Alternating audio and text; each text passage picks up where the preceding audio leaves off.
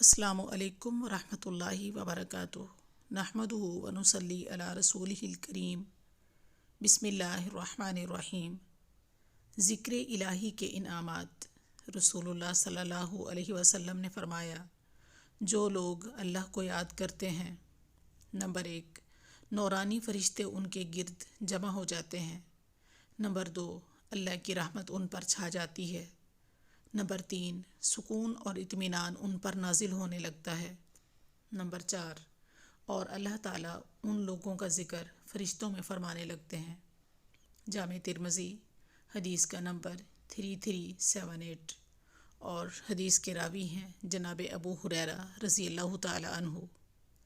اللہ ذوالجلال سے دعا ہے کہ اللہ ذوالجلال ہمیں اپنی زبانوں کو اپنے ذکر سے تر رکھنے کی توفیق دے۔ یہ بڑی خوش نصیبی کی بات ہے، اور یہ اللہ کے نبیوں کی عادت مبارکہ ہے۔